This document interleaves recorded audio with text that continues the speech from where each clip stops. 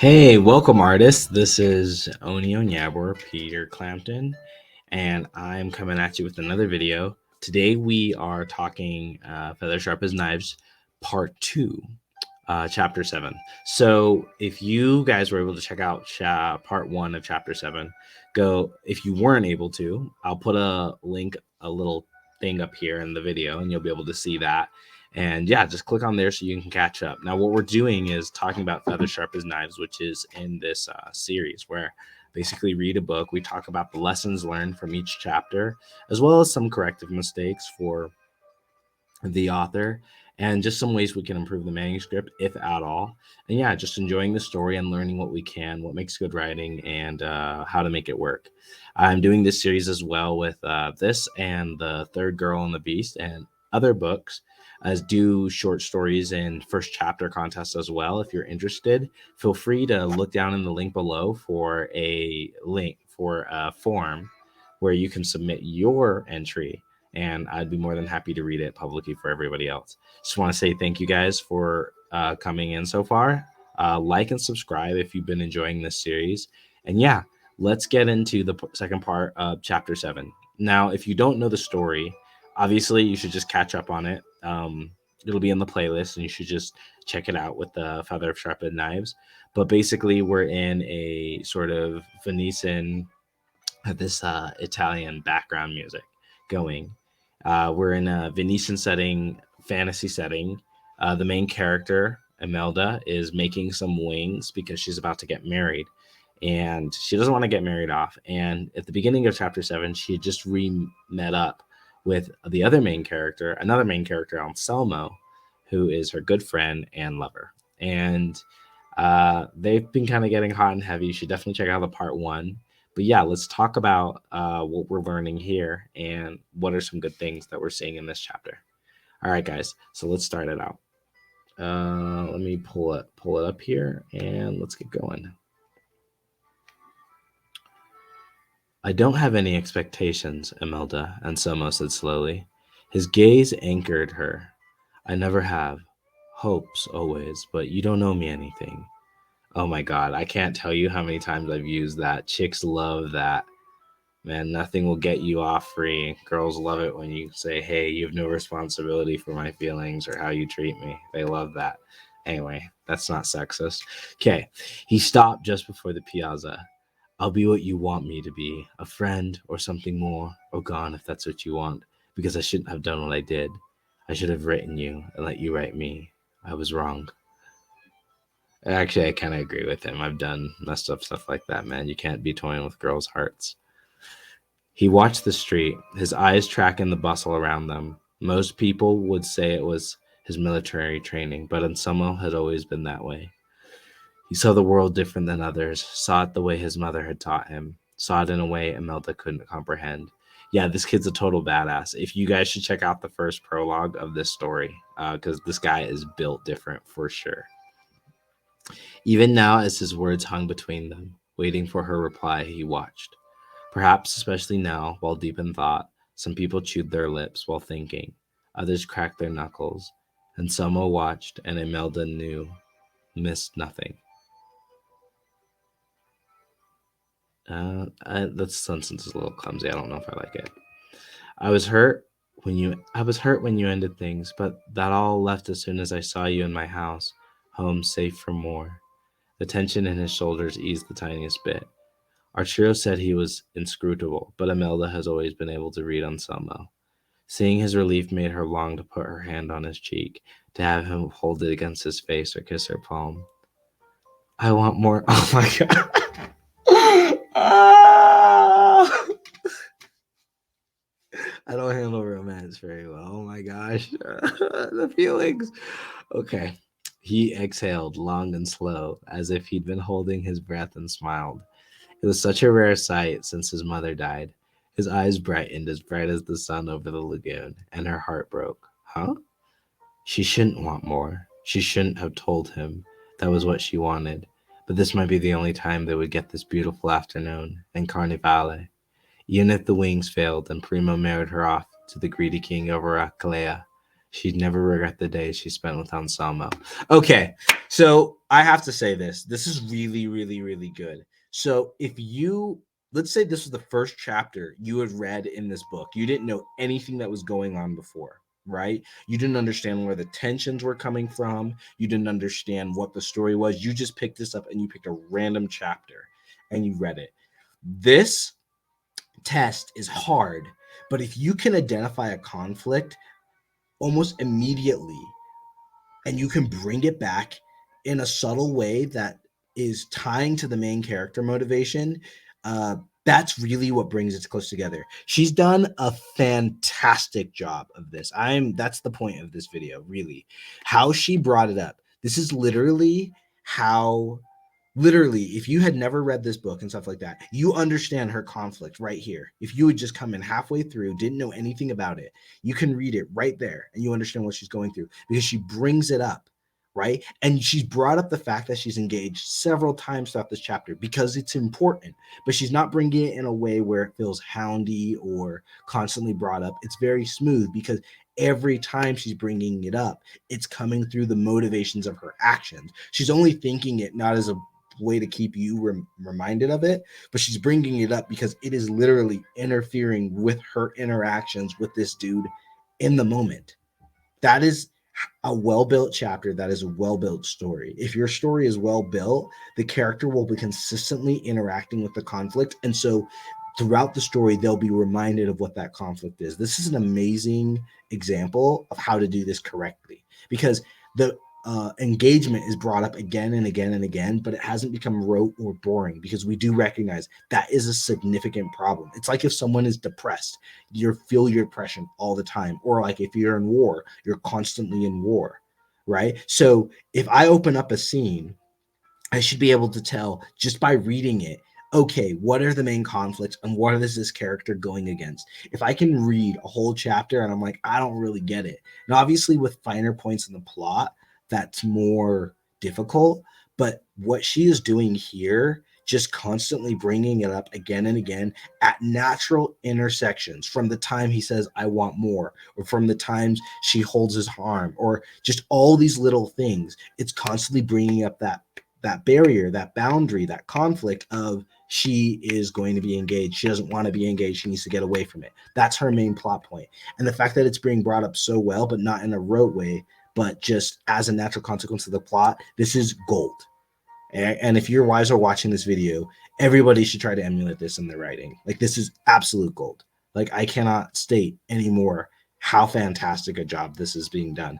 And literally, if you want 1 point to instantly improve your writing, make sure that the principal plot point or conflict for the character is brought up consistently, the boundary to their needs. If you can bring it up consistently as you move throughout the story, you're on point. And this is just fantastic, right? And we can go through other books that do a good job as well as you're bringing up the point. But that's the thing, is keep the point of conflict present of mind, even in a sort of non sequitur chapter, which is literally just them meeting up. And this is perfect.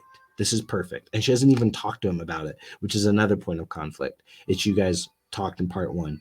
Sorry, I wanted to keep writing. I will read the rest of this, but yeah, I just had to say that. And I'm going to gush more about it because this is a fantastic example. And you guys are going to see it again more throughout the story. And I just want to keep highlighting that every time you come into conflict, you should relay or highlight the point at least once per chapter, so that literally, theoretically, if someone were to pull your book off a shelf and just pick a random chapter, they want to at least within that scene understand what is going on and what is the principal conflict or barrier to the character's needs within that chapter by just picking a random chapter. I'll never forget when I started doing that test. I started doing that with random books, and I noticed a big draw with books that I really enjoyed and didn't. And strong books that are really good can do it consistently. So, and it's because they understand the character's point of view and mindset in approaching their conflict. So, how they're thinking and approaching it as they're trying to solve that conflict and problem. And obviously, if they're not engaging in the problem or the conflict, or at least thinking about it in some way in a chapter, then it's a useless chapter and doesn't need to be in your book. So Christina, this is fantastic. And I just really want to point out that anyone who's seeing this, That's a point of focus. That's the principal lesson here. Make sure every single time I talk about my character, bring it up in such a way where they naturally interact with their conflict. Making sure like that's perfect. I'm gushing. This is great. This is great. Okay. So let's keep going because this was too great. She shouldn't want more. She shouldn't have told him what she wanted, but this might be the only time they would get this beautiful afternoon in Carnival. This is great. Even in a non sequitur scene, this is just so good, guys. You guys have no idea. It's so freaking lucky to watch, like right there, just right there. Even if the guy at Wings failed and Primo married her off to the greedy king of Heraclea, she'd never regret the day she'd spent with Anselmo. So even she's talking about if she fails, how it all works. This is just that paragraph right there that made this chapter. It was so good with everything else. That's the best lesson there. They reached the bustling piazza, filled side to side with people. The crowd gossiped and laughed, but all eyes were trained on the palazzo's portico. Admirals and politicians chatted in a group. Venezia stood apart from them, watching the crowd. In front of her sat a table with a large bowl brimming with slips of paper. Primo walked out onto the portico, and everyone hushed. His silver crown shone like a blade in the bright sunshine. He welcomed the people and started droning on about the history of the labyrinth, what a great honor it was, and so forth. Imelda did her best not to roll her eyes. Other soldiers dotted the crowd. Many had girls on their arm as well. Good guys. Most wore the captain's armband, though there were more than a few low-born lieutenants like Anselmo. The high-born captain stood with chest puffed out like blowfish, overcompensating idiots. Primo finished speaking, and everyone clapped. Imelda slapped her hands together a few times. Venezia stepped forward. We have 19 captains entering this year. Please come up when I call your name. Signore Raphael Galbani, Signor Luca Moretti, Signor Enzio Colombo, Signor Franco Puligiani, Merchant Massiamo Garibaldi. Anselmo stiffened and his hand tensed on his sword hilt. 19. They let 19 ducks buy their way into the labyrinth. That leaves one slot for the rest of us, and we actually earned the right. Ducks? Imelda asked. Low-born slang for the rich. They have lots of ducats. Clever. I'm sure you're kind of less than kind names for the rest of us. Imelda sniffed. I wouldn't know. Venezia moved. See, that's the type of girl I gotta get with. A girl who doesn't know. That's what I know. Venezia moved to the bowl, even though Imelda's a bit of a dunderhead, but she's growing on me. Venezia moved to the bowl. Anselmo's name was in there somewhere. Imelda tightened her grip on his arm. With so many captains, we only have one slot for lieutenants, Venezia said. If I draw your name, come up. If the soldier isn't present to accept, they forfeit the opportunity. Now you know it's going to be Anselmo's name because he's a G, right? I'm interested in what the chances are, though, and how this is working. So Venezia buried her hand in the bowl and stirred the contents. Imelda went as still as Anselmo. So many slips of paper, so many people willing to risk their lives for a chance at glory. Was being a lion really that great? Asked Simba and Mufasa. Okay, that's not part of the story, guys. Dozens of names in that bowl. The odds of him getting chosen were slim. They'd announce someone else's name.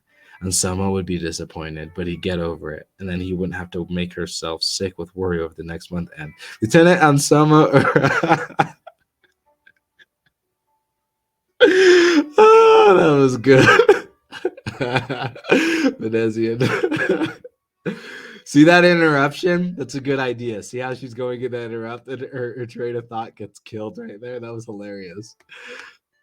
No, I felt it whispered. The crowd cheered. Wah! She gripped the rough wool of his jacket, a plea for him not to go, up to the portico into the labyrinth, deliver himself into Primo's hands in the Minotaur's territory. Anselmo removed his arm from her grasp, gently, but there was a definite firmness in his calloused hands. This was what he wanted. More, and the only way to get it.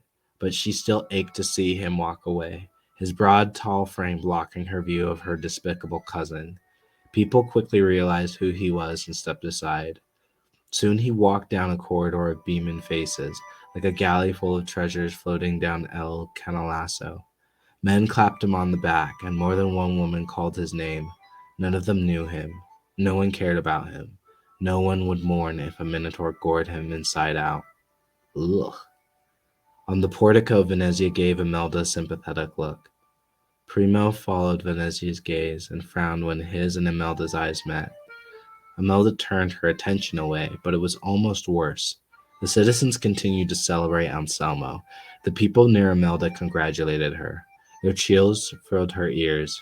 She could see nothing but waving hands and Anselmo climbing the steps to salute Primo. It was too much to bear. She escaped into the nearest alley as Primo started another speech. His voice echoed off the cobblestones and buildings.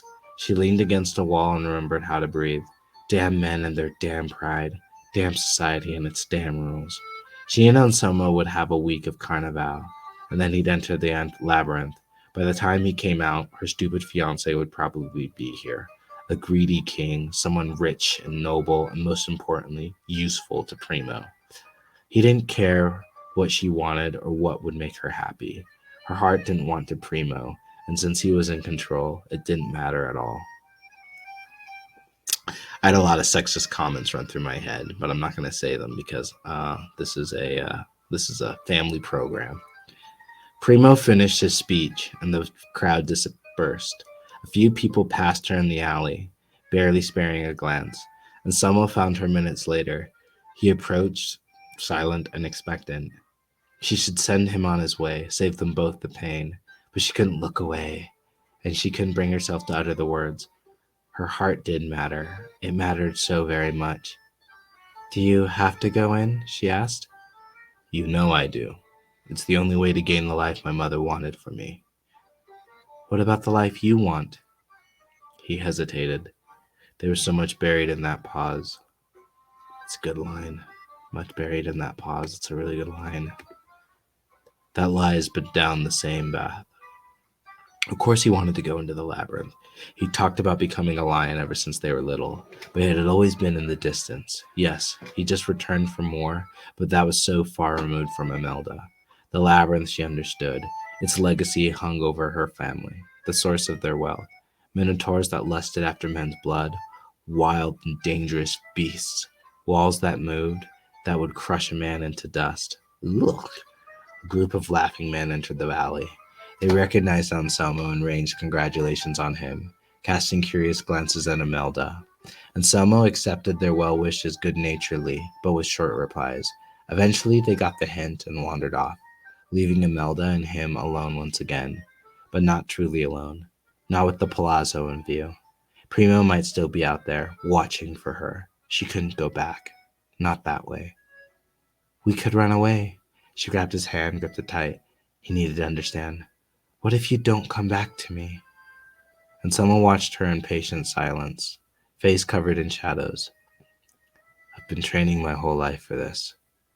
You say that, but anything could happen. She turned from La Piazza del Leon and its view of Palazzo Dogal. I should get home, she said, the words thick in her mouth. Don't say anything, don't say anything. He nodded, and they made the trek back to her house. His face was impassive. She'd crushed his hope, but she could restore it. She wanted to, needed to. They reached the front door to Cas Albizi. Through the window, she could see the trunks piled up and waiting for a cart to haul them to Palazzo Dogal.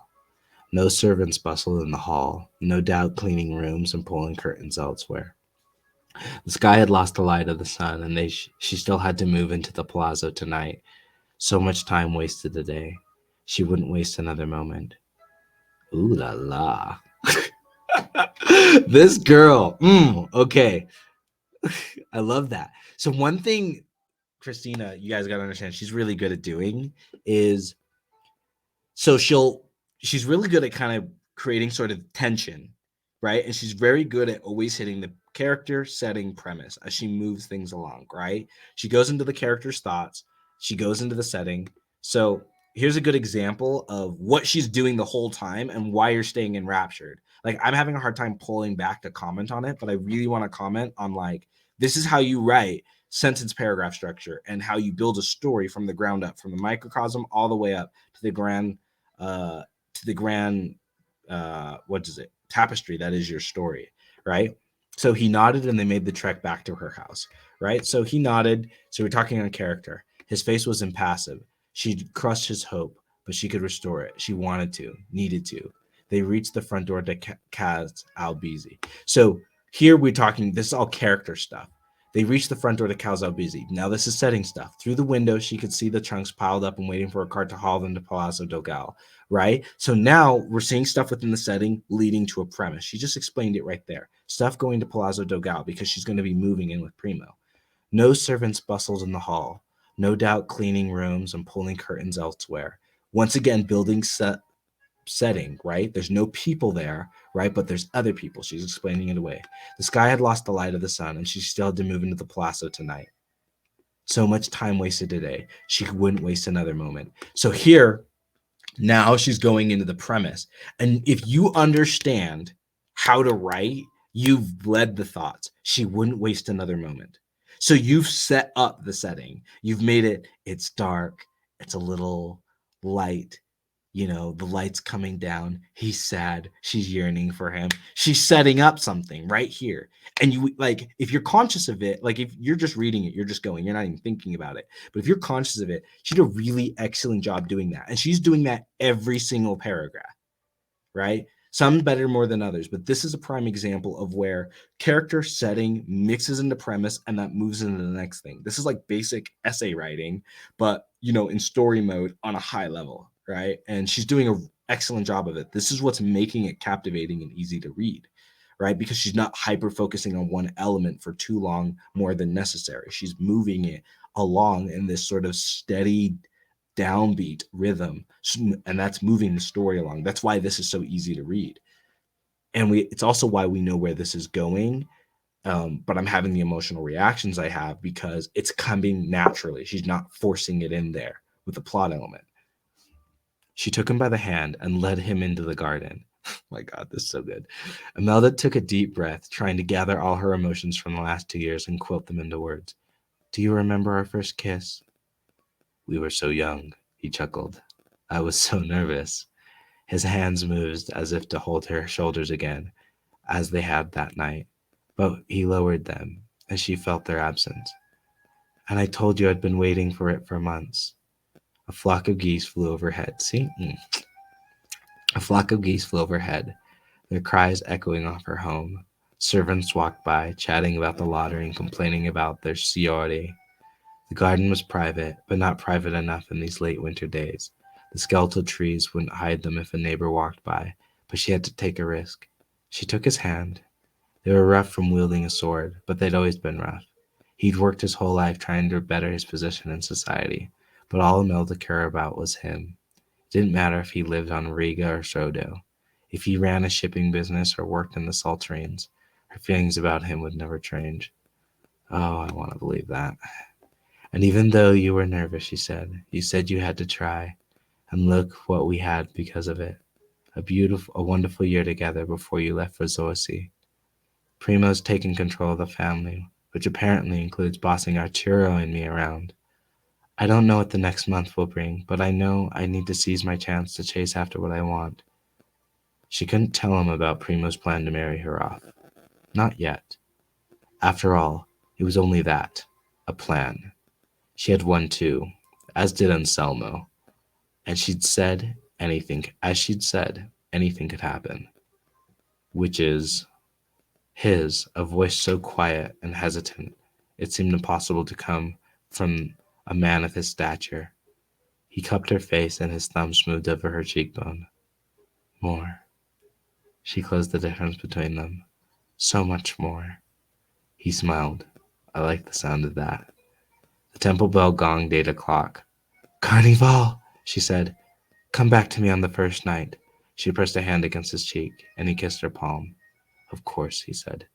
Then she walked out of the garden alone and into her house, as if nothing had happened, in case Adita or another servant were waiting for her. Still, she couldn't resist the smile that pushed its way through.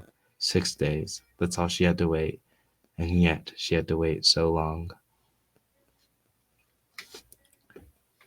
Now that is what I call a chapter. Right there, guys. Oh my golly. That was let me Guys, that was good stuff. Oh my gosh, holy crap, that was really good. So part two, it's getting a little hot, it's getting a little heated. We're getting into their feelings. And man, boy, this was an example of like, talk about creating tension, understanding where romance comes from, and not needing to blow stuff up, create an argument, or having anything too dramatic. Because in this, all it is Anselmo gets picked to go into the labyrinth, right? That's what happens at the end of this. But there's so much that was going on here. And this was a great chapter of how, literally, if I had read it without any explanation, I almost would like to cut out the explanation of stuff before. If you just cut it out and read this full this chapter, this is the one that tells you everything you need to know about the book. Like, you could start the book here and so much of it is covered, all the important plot points. And it because it shows how everything, the things before, tie into the things that will come beforehand. And if you do a good job of that throughout the whole length of your story, elements are going to keep informing each other back and forth. And this is a good example of how to get that done.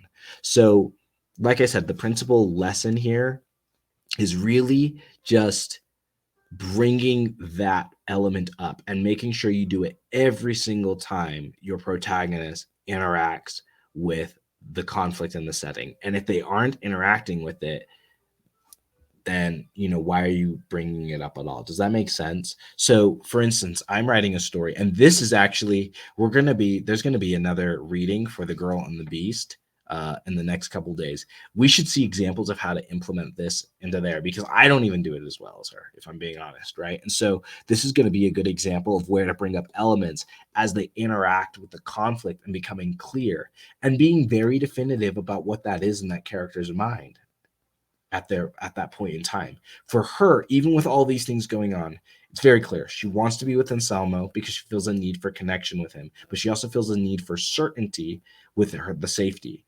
and she's going to get married off, right? Because she feels this duty to Primo, and there's that financial leverage. We didn't get into all those details, but we know that ultimately she wants to be with Anselmo, right? But she's going to get married off. And we saw how that interacted and came several times throughout the script. And you're going to see as we read through this how it comes up again and again and again, because the author knows what the heck she's doing. And so this is a really good example of how you keep the conflict ever present. And literally the idea is that, ask yourself, if someone were to pull this chapter and knew nothing else but read this chapter, could they get a summary of what the heck is going on? If they don't, then that means you haven't done enough touch points with the characters understanding in their needs. What I mean by that is that whatever dialogue, as the characters interacting with the conflict, it's not becoming apparent enough in their dialogue and in the script. And so this is a good example of when to do it and how to do it. And so, guys, really pay attention, because this is great stuff. Here, let me make sure about this. So with that, this is chapter 7, the end of chapter 7 of Feathers Sharp as Knives. Look for chapter 8 out in the next couple of days, or if you see this ages after the fact, just check it out and keep going along to hear the book and the writing with it as well. And obviously, if you're interested, if there's a link available, go check out the book. But guys, seriously, this is great stuff, and I'm really excited for this story. This has been an absolute blast to read, and I'm really enjoying it. The biggest thing, The Girl and the Beast is going to be coming out soon, so look out for that for volume 3. I'll be making videos on that. And guys, like and subscribe if you love this content, and if you're interested in becoming a better writer and helping me along in my journey. Thanks so much. Please like and subscribe. Thank you. Stay happy, stay healthy, and remember, you're the author of your own life, so keep writing. Peace and take care.